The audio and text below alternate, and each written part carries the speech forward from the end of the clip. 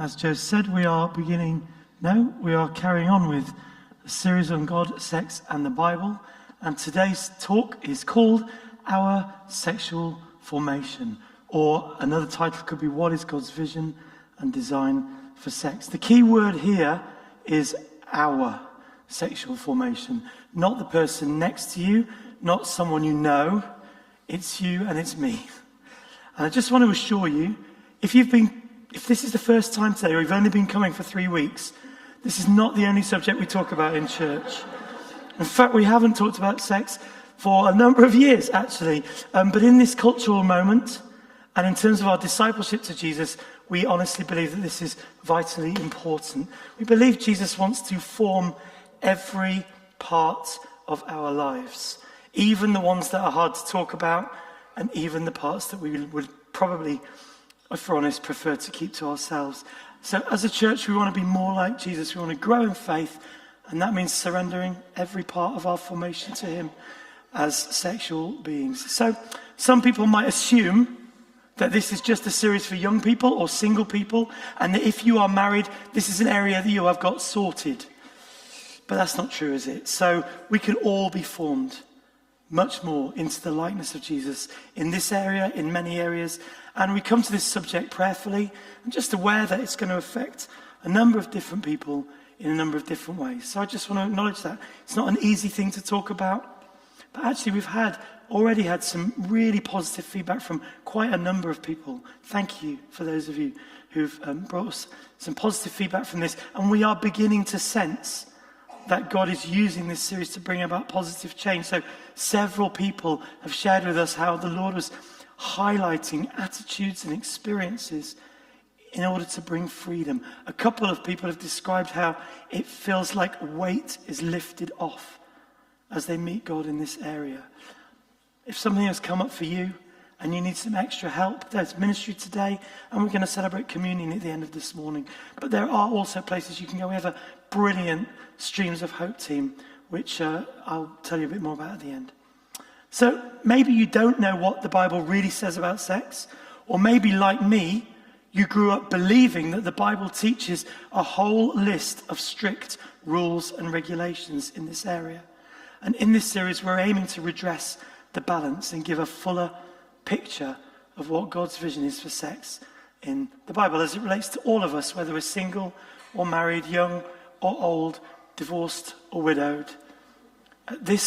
After this week, as Joe said, we'll take a short break from this series. There's bank holidays coming up and there's church weekend away, and then we'll be picking up the second half towards the end of June. So just a quick reminder of what we've talked about in the first couple of weeks. We kicked off this series by looking at honouring God with our bodies, talking about how God cares about what we do with our bodies, how he sees our bodies as temples of the Holy Spirit. And like a temple, our body is supposed to be set apart and surrendered. And then last week, we talked about how we can become like Jesus in a hyper-sexualized world, looking at how the dominant narrative in our culture begins based on a foundation that actually, philosophically, God is not real. And therefore, we can live to please ourselves in this culture, and how this story, we looked at how that story of our culture tells comes into conflict with the kingdom narrative that we read in the Bible. And, if God is real, we don't live our lives to please ourselves, we live our lives to please him. As I've already mentioned a couple of times this series, this is not a place of judgment or shame. This is a place of grace and truth and freedom. And today I want us to look at this question. So how are we to view and understand sex as disciples of Jesus? What is God's vision and God's design for sex? This is so important to explore, because there is a danger in churches that this conversation or this teaching can be basically reduced to a list of do's and don'ts.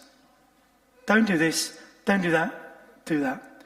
Can anyone relate to that, or is it just me? I was a teenager growing up in church. We were aware of an author called Joyce Huggett. Some of us renamed her Joyce Stoppit. She gave advice on guidance on the rules of Christian dating, which was important among the chaos and confusion that is teenage hormones and emotions. I'm sure that she covered much of the material we're looking at, but what I remember very specifically are the chapters in her book which told you just how far you could go physically in a relationship and stay on the right side of the line. A few of you are smiling knowingly, which means I'm clearly not the only one who's read this. You see, physical contact is the start of a slippery slope. That's what we were taught. We were taught 3 rules of dating. Maybe you can relate to these. We were told the first rule, if you are going to date someone, is number 1, make sure the light always stays on. Number 2, never lie down together. And number 3, always keep 1 foot on the floor. I'm a bit older now and I realise that actually still gives quite a lot of scope for getting up to mischief. But that was what we learned when I was young. Did anybody else learn these, or was it just me? Okay, a few people. Okay. Feel better now. But joking apart, this is rules-based formation. This is sexual formation based on keeping the rules. And ultimately, it's shallow. And the message of the church has been, over the centuries, follow these rules. Why? Because we said so. Why? Just do it. And I'm not saying that can't work, but anecdotally, I really don't think it works very well. Because in the face of hormones and emotions, and what I want to talk about a bit this morning, the powerful stories of our culture, a list of rules is just never going to be enough. It's never going to match up. And it wasn't enough for me. Stories have a unique power to shape us. We've talked about this a little bit last week. We're going to dig into it a bit more now. They make us feel a deep emotion. Stories live long in our memories. What's your favorite movie or book? I bet you can think of it right now. Why? Because it's a story that gripped your heart. What are the stories that grip our hearts? Jesus knew this. Jesus was an incredible storyteller. He knew that if he really wanted to get his message across, he wasn't going to write a book which is going to take you forever to read. He was going to tell some stories which you can remember like that. The trouble is, our media are also brilliant at storytelling. Our media are the most formative storytellers in this area of sex and sexuality. You could call, there's a phrase that some people use, modern sexual scripts. And I want to just look for a minute at how the world is forming us. Last week we talked about the underlying beliefs, the philosophical ideas behind our cultural narrative, formed by and as a result of the sexual revolution over the past 60 years. Even if you're not really a philosopher, which I'm not, and even if you've never really thought about those beliefs, those foundations, these are stories that you will recognize. What is the world telling us about sex? You see, there are stories which we're being told every day through music, film, TV, and social media. They're being told and retold and reinforced in multiple ways, in different formats, multiple languages, but they are, in fact, incredibly narrow in their viewpoint. There's a lady called Jane Brown, she's a professor of journalism, and she said, these scripts shape our decision-making, and they do it by restricting our exposure to alternative scripts. In other words, if we hear the same story told to us so often, it fills our consciousness so much that we don't actually have the capacity to take on board another story, another viewpoint, another script. So what are these modern sexual scripts? What is our world saying? There's a couple of sociologists called Mark Regeneris and Jeremy Ucker. They did extensive research in America among young adults, and they discovered a body of unquestioned convictions about modern sexuality, which the researchers found out actually most of the time just weren't true, but they were held by young adults and unquestioned convictions. Here are some of them. The common myths, the common assumptions that our world believes about sex, according to the stories we tell. That long-term exclusivity in relationships is not possible. That the introduction of sex is necessary to sustain a fledgling or a struggling relationship. That men are slaves to their lower impulses and so just can't be expected to control themselves. That it doesn't matter what other people do sexually, you are free to make your own decisions. We talked about this a bit last week. That's not all, there's more. Our world is telling us that pornography will not affect our relationships. That everyone else is having more sex than we are. That sex is fun and it doesn't need to mean anything. That marriage can always wait and that moving in together is a definite and positive step towards marriage. These are the stories that our world is telling us about sex. Maybe these are assumptions that our friends and family and loved ones have bought into. Maybe they're even assumptions that we have found ourselves either contemplating or buying into or discussing, maybe in our younger selves, on more formative stages, or maybe even right now. It's really helpful to see them outlined so clearly. As we're watching TV and engaging with social media content over the next few weeks, I'd encourage us to keep this in mind and remember that we are being formed all of the time. When Joe and I were just married, the big TV series was Friends. Friends was huge on telly. We used to have to go to the VHS store and rent the VHSs and take them home and watch a few episodes and then take them back. And you know, there was a whole load of values being portrayed there. I don't watch it, but I've heard that there's a TV series called Love Island. It's very popular, apparently. Even more open and explicit. I was just thinking today, there's a very funny comedy series my kids watch called Brooklyn Nine-Nine. But when I think about what are the values that actually are being portrayed, what's actually going on, what is it for you? Maybe you can think, what's the thing that you would just naturally watch? You know, it's good, it's enjoyable, it's part of your life, and yet when you actually think about it, there's a value being portrayed there that maybe looks like one of these. I just want to remind us again that we're not here to judge anybody here. I'm not pointing the finger at any individual in sharing these statements. If someone is not trying to follow Jesus, I have no comment to make about how they live their lives, and I'm certainly not here to judge anyone's choices. But for those of us who are trying to follow Jesus, what I simply want to do is highlight there's some assumptions here, things that our culture is shouting at us from all sides, shouting very loudly, and they're just not true. And we have a choice to make about how we respond to this. There's a pastor and an author called John Tyson, based in New York. He said this: every church has to decide whether to concede to sexual values of culture or to fight for restoration in the way of Jesus. Whether we are to be formed by the sexual revolution or be reformed by the scandalous love of Jesus Christ. Our young people are going to face the inevitable temptations and challenges of relationships in their lives. Those of us who are older are also going to continue to face challenges in relationships. We grow and we begin to think of ourselves as sexual beings, and there is a danger that we start buying into this narrative, the modern script that the world is feeding us. Remember, John Mark Comer said, we are always being formed. The question is, who are we being formed by? What are we being formed by?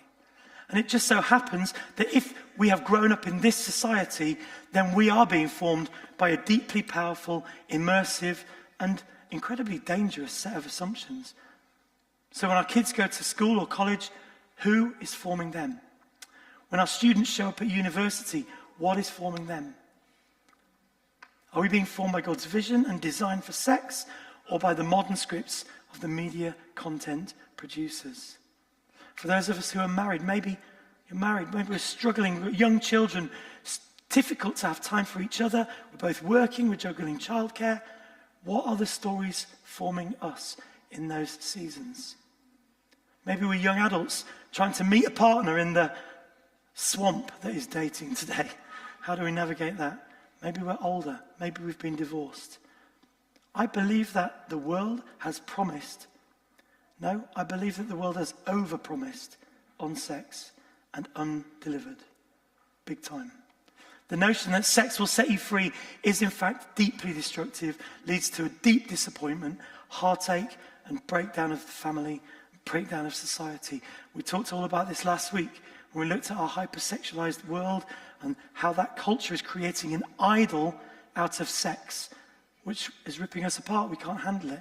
And as I mentioned last week, an idol is a word that the Bible uses to refer to anything that we place on a higher plane than God. Anything that we put value on, that we give ourselves to, that we tend to put over and above God in our lives. Now that might be sex or money or a great job or family. Ultimately anything, all of these things, God's good gifts to us. But we make them idols by placing them above God. C.S. Lewis has a word to say about this. He says, idols always break the hearts of their worshippers. Idolatry is the worship of an unworthy object. Another pastor, Tim Keller, says that we think that idols are bad things. That's almost never the case. The greater the good, the more likely we are to expect that it can satisfy our deepest needs and hopes. Anything can serve as a counterfeit God, especially the very best things in life. So I did a little bit of research, and I went to that source of all knowledge, ChatGPT, and I wrote, tell me some common examples of things that Christians or anyone might make into idols, often unintentionally. Here's the list that ChatGPT gave me. Money and wealth, success and achievement, family and relationships, comfort and security, politics and nationalism, appearance and body image, religious performance, entertainment and media, approval and popularity, or the self. None of these are bad things in themselves. But they're things that we can easily place above God in our order of priorities. The addictive nature of an idol means it will take more and more from you whilst delivering less and less to you. Remember what C.S. Lewis said, idols always break the hearts of their worshippers. Can you see how easily sex can become an idol in our society? Our culture feels as if it has a high view of sex. Actually, when you break it down, the culture's view of sex is incredibly low, and it's incredibly shallow. And John Tyson, who I already referenced, teaches in this area. He uses some very helpful, uses some equations to try and break this thinking down. So he says this, it's as if what our culture is telling us is this, that desire plus consent leads to freedom. But we know from last week that this is failing, that it's tearing our world apart. In our society, sex has a high priority, it has a high expectation, but a very low value.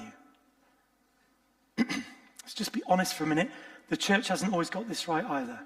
The church's response to sin and sexual revolution has essentially been based around fear.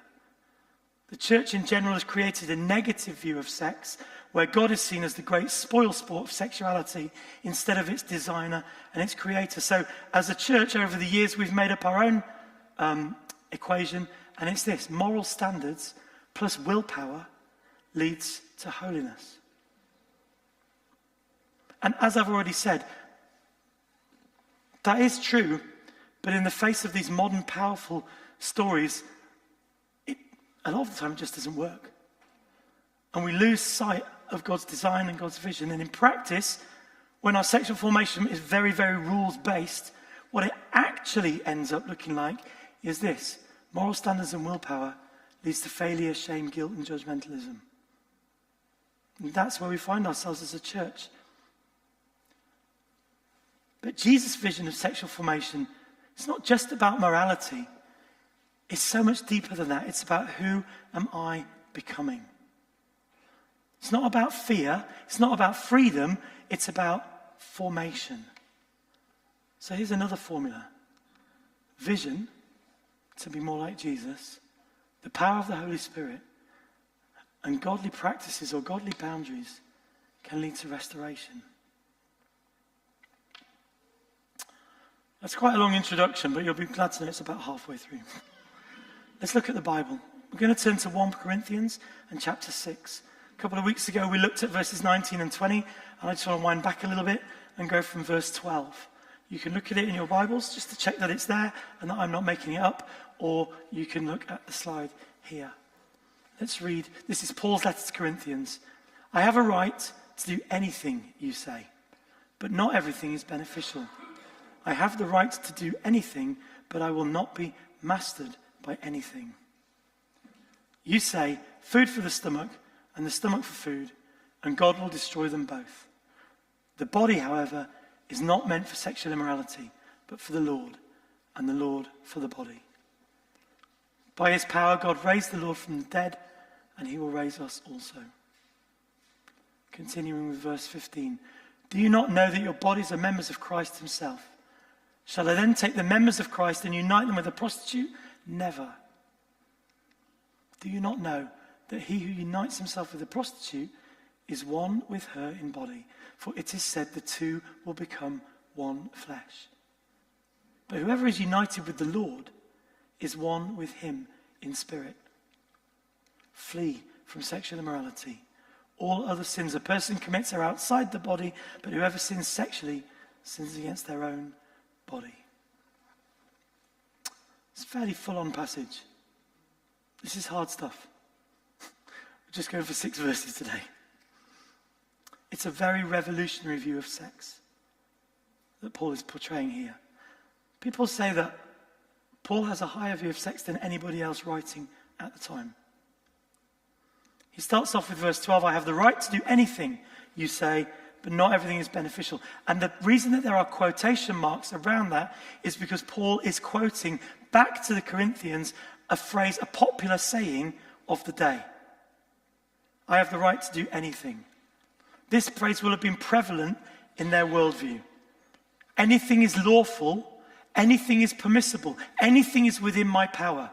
We might say in our language, if it feels good, do it. If I have a desire or urge, I follow it. But as Paul goes on to teach them, the problem with that is then we become owned by our urges and desires. So another way of looking at this is that Paul is saying, if we're not careful, our lusts will control us. The word lust in the Greek is epithumia. It's 2 words. It means, epi means in, and thumos means in, it means the mind.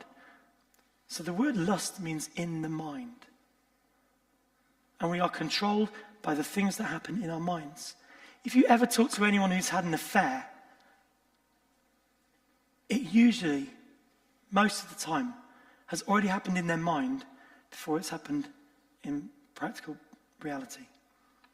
People have already gone there. They've already gone there in their mind. The lust for the other person has consumed them. It's so easy for our thoughts to be dominated by our cravings and our desires. They effectively have control over us. They have power or dominion over us. And just because we want to do something, Paul says that does not mean it is good for us. Later in the passage, in verse 19, we looked at this 2 weeks ago, he says, you are not to do whatever you want. He makes it very explicit. Here, he's sort of leading up to that. Not everything is beneficial. If we're going to be ruled by our lusts and desires, ultimately we're going to be enslaved. That is the opposite of freedom. And in our modern culture, sex and sexuality has become so much part of our personality to be freely expressed as a reflection of who we are, as I mentioned last week. Whereas here the Bible is speaking a language of formation, of being formed into the likeness of Christ. Paul says, I will not be mastered by anything. He continues on the next verse. It's a funny one, this line about food. He says, food for the stomach and the stomach for food, and God will destroy them both. Again, it's got quotation marks around it. Again, it's another popular phrase in their worldview. Food for the stomach, stomach for food, implying you can eat what you like when you like. So he's likening their view of sex to their view of food. When you need food, you just eat. When you need sex, you just have sex. It's just an appetite, and you can satisfy it whenever you want to. And that is the culture that Paul is writing into. And that is what I mean when I say that our culture places a low value on sex. Our culture has a high appetite for sex, but it doesn't think of sex as anything more than just a need that needs to be met. That's all the value that much of our culture places on sex. It's just an appetite that you've got that you need to satisfy. The phrase at the end, "but God will destroy them both," comes from the Greek understanding that ultimately the material and physical world is just temporary and therefore not important. You know, you can eat what you like, you can sleep with who you like, it won't matter in the end. Your body's just going to die, the world's going to die. What's important is your soul. That's what's important. And the Bible, at this point, through Paul, is directly challenging that worldview. And saying, no, the body is not meant for sexual immorality, but for the Lord, and the Lord for the body. And by his power, God raised the Lord from the dead, and he'll raise us also. Do you not know that your bodies are members of Christ himself? Our bodies, as I talked about before, are temples of the Holy Spirit. We do not own our bodies. They're not our bodies, they're his bodies. They're his temples. Holy, consecrated like a temple, set apart. Our soul, our body, and our spirit are all deeply connected.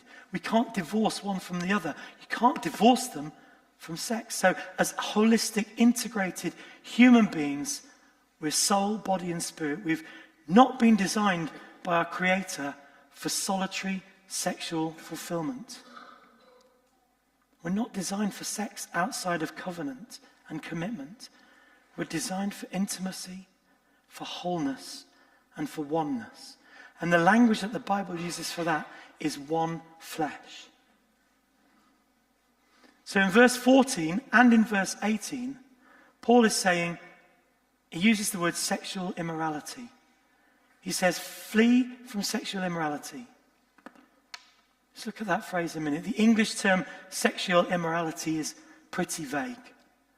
The Greek term that Paul uses is not. The Greek term Paul uses is porneia. That's the word we get our word pornography from. The Greek word porneia means to have sex with somebody that you are not married to. It means any kind of sex outside of the covenant of marriage. Whether you're married or not, it means the same thing. And Paul's instruction is, have nothing to do with it. Flee from it. Have nothing to do with any kind of sexual activity outside of the covenant of marriage. Now we're going to look at that and pick it up a little bit more on that word and its implications when we pick up again next month. But let's talk about this thing, one flesh, because the key to this whole passage is to understand the term one flesh, because I think it's in this term that we see God's vision and design for sex.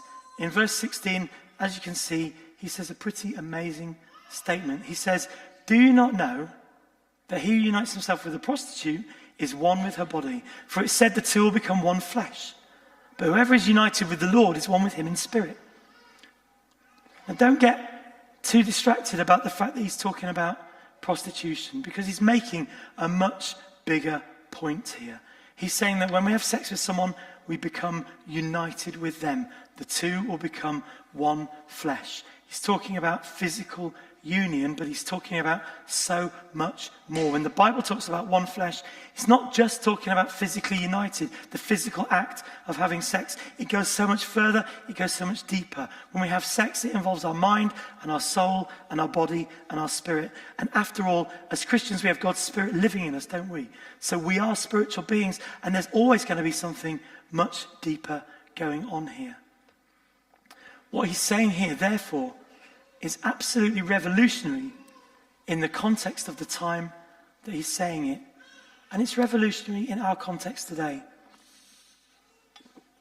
He's saying sex is powerful and it involves our whole being. And when we just make it about the physical, then we degrade sex and we degrade ourselves. We make a very low view of sex if we do that. Here's a couple of commentaries. There's a lot of words on there. I'll read it to you. A theologian called Anthony Thistleton says this: hence, Far from devaluing sex, the very opposite comes about.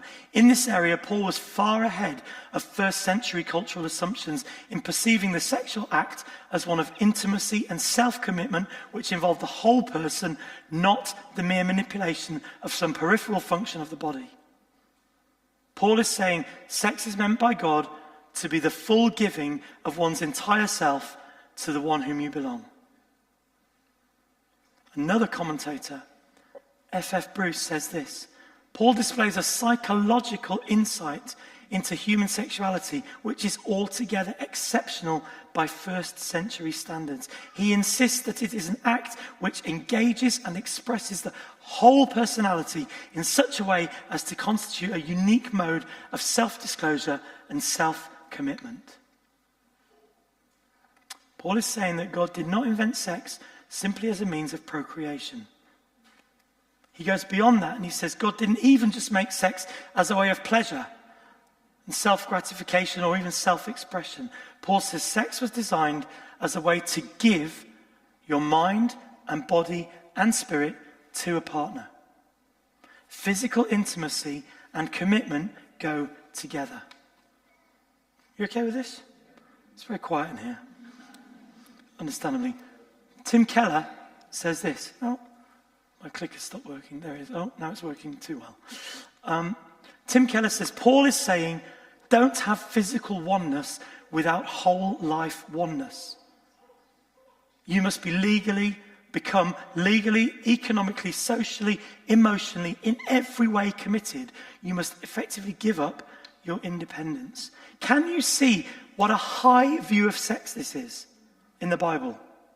And can you see the difference between where Paul rates the act of having sex with somebody and where our culture rates the act of having sex with somebody?